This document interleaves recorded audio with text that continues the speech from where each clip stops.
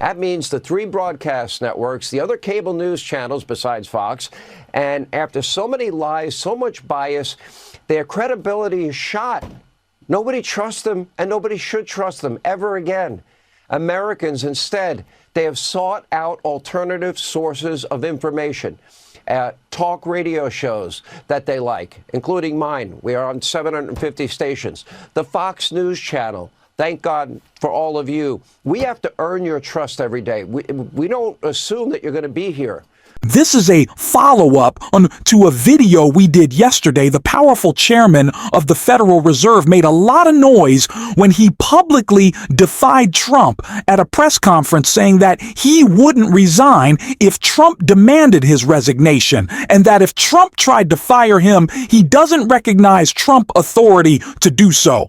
And now many of Trump top allies, including Sean Hannity of the Fox Propaganda Network, are furious at this act of public defiance, and we have to talk about it. But before we do, if you end up liking this video and you want to support the channel, please be sure to hit the like, subscribe, and alert bells before you go. All right, friends, we got a couple of clips to look at here, but I want to remind you of exactly what was said yesterday by Jerome Powell, the chairman of the Federal Reserve, perhaps the most powerful unelected person in the United States, the person in charge of regulating the United States Central Bank and setting interest rates and managing inflation. A guy who, by the way, was appointed to this post by Donald Trump originally and then reappointed by President Biden. This is what Jerome Powell said, and then we'll get into Sean Hannity, another MAGA Republic reaction to his answer. Victoria.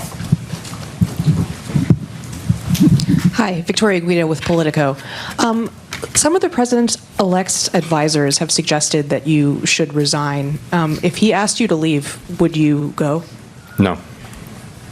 Can you follow up on, do you think that legally you're not required to leave? No.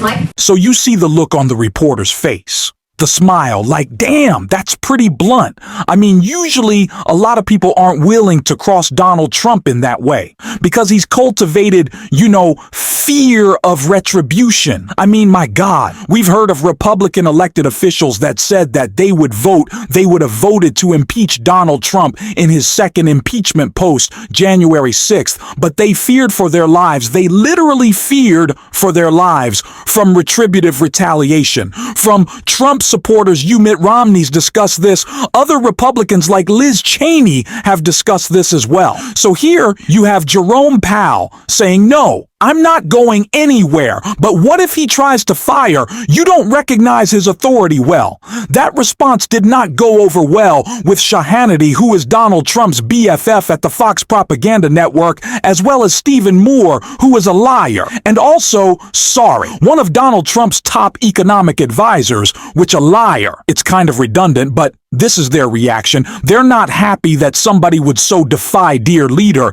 And when you listen to this, I want you to also note in particular Stephen Moore's response and what he says about the importance of democratic accountability. Well, it's an unelected position. I say Steve Moore, if he wants to fire him, get Republicans to join with him now that they have a majority and throw him the hell out. That's up to President Trump. Look, I'm not a lawyer, but I do think that one of the most powerful people in Washington is the Federal Reserve Board chairman, and he's accountable to no one. And I think that's bad for our democracy, and I think the president should have the authority with Congress to remove him. But look, Jerome Powell is one of the people along. We just stop right there for just a second. I was going to play the whole clip, and I probably will. You have a MAGA Republican extolling the virtues of democratic accountability while defending a man from democratic accountability. I'll remind you that Donald Trump took the position that he shouldn't be able to be held accountable in court. He wanted absolute presidential immunity. He wanted total presidential immunity. Donald Trump believed, at least when it applied to him, that if you're president, by definition, you can't do anything illegal, because the consequences of that sort of accountability would be so dire. And then for the most part, the Supreme Court gave him what he wanted, for the most part, effectively making it impossible for a rogue president to ever be held accountable impeachment. They'll say, well, that's an option. Well, the Republican have made it abundantly clear that there is no timeline in the multiverse where Donald Trump could ever do anything that would ever compel them to vote for his impeachment and to convict him by a 2/3 super majority in the United States Senate in the Senate trial. Donald, we are literally at the point now where when Donald Trump said back in 2015 he could shoot someone on Fifth Avenue and not lose a single vote, we are there. That's the timeline we're in. And now you have this loser complaining about democratic accountability. Your candidate, your idol, your cult leader is the very embodiment of, the opposite of democratic accountability. He is the antithesis. And not only do you not care, you celebrate it. What you don't like is that Jerome Powell, unlike most other people, certainly most people appointed by Trump, is just coldly, bluntly, confidently to your faces saying, nah, not gonna be a stow. I like this job, not going to quit. If he wants me to quit, if he tries to fire me, don't recognize his authority. So it's pretty funny that now they take the opposite approach. What about democratic accountability? Interesting how convenient it is for you to pick up and put down that position depending on who the person is. With Joe Biden, who created this inflation in the first place. And, Joe Biden gave a talk today saying, I'm handing off to Donald Trump a healthy economy, and this has been a great 4 years. So, come on. If you look at the exit polls that I just looked at today, Sean, from the voting on Tuesday, once again, how many times have we heard this? 68% of Americans said the American economy is headed in the wrong direction. And I do believe this wasn't so much a repudiation of Kamala Harris. She's kind of a footnote in history. I think Joe Biden is going to go down as one of the worst presidents in American history. So what's funny is, and we're going to do a separate video about this, so I'm not going to belabor the point, just want to say polls measure. Let's try this again. Polls measure perception. Polls measure sentiment. And to the extent that that conflicts with facts, there's no question that politically sentiment matters more. Facts don't speak for themselves. And so if you have a voter base, or if you have an electorate that believes something contrary to the facts, well, then feelings do matter more than facts. I'm not going to dispute that. It's a huge reason why VP Harris lost this election. I won't dispute the political importance of polls, but polls don't measure fact necessarily. And the reason we know that these losers actually know that the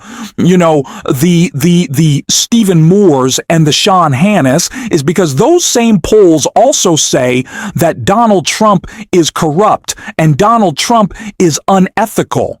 And Donald Trump is dishonest, and Donald Trump is vengeful, and Donald Trump is unempathetic, and Donald Trump doesn't care about people like you in the polls. That's what the answer says. They also say that VP Harris is more mentally and physically fit to be president than Trump. And this is actually something that I constantly get into arguments with people on Twitter when they cite the polls. The polls matter when they benefit Trump, but when the polls don't benefit Trump, well, then the polls don't matter. The fact is, the macroeconomic reality is that the Biden-Harris economy is objectively good. Is it perfect? No, not at all. But Donald Trump will try to take credit for it. Jay Powell and the Fed may have pulled off the improbable soft landing and taming inflation while not crashing the economy into recession,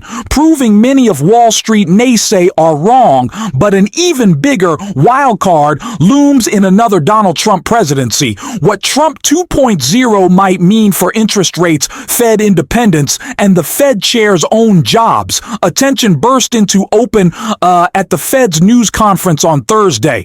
And again, we discussed it. Trump has made waves by saying that a president should have a say in rats policy, and suggestions have circulated from inside the president-elect camp that he would sideline Powell, if re-elected, something Trump flirted with during his first term after appointing Powell in 2017, trying to sideline a Fed chair before the end of term would be unprecedented, and presidents have sparred with Fed chars in the past over monetary policy, but experts warned that forcing one out could destabilize the markets for stocks and bonds. The president-elect's plans for tax cuts and tariffs is expected to reignite inflation. Analysts say the question is whether the plan would force the chair to pause cutting interest rates or even raise them a slew of Wall Street. Economists say they believe Trump's economic policies could push the Fed for a higher than longer stance. Powell said it was too soon to change course. However, noting that the Fed can't model the effects of Trump's policies on trade or immigration until they're passed in the near term. The election will have no effects on our policy decisions. We don't guess. We don't speculate. We don't assume President-elect Trump is likely to pressure the Fed to cut interest rates more aggressively than he did during his first term. Bill Adams, an economist at Coher Bank, wrote in a research note on Thursday, quote, "After Fed Chair Powell's term expires in 2026, Adams wrote, President-elect Trump will have an opening to appoint a new Fed chair who's more sympathetic to his calls for lower interest rates.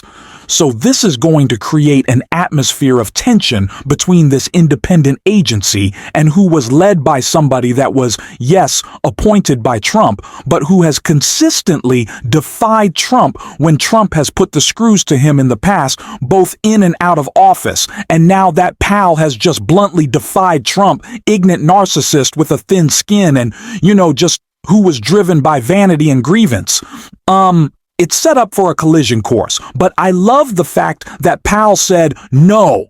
I mean, we need more spine from these public officials that are not going to instantly roll over for Donald Trump. It's good to see that sort of defiance, if for no other reason than it's going to trigger MAGA. So we'll have to watch this, because the literal economy of the United States could depend on the back and forth between these two figures, the president-elect and the chairman of the Federal Reserve. That's where we are.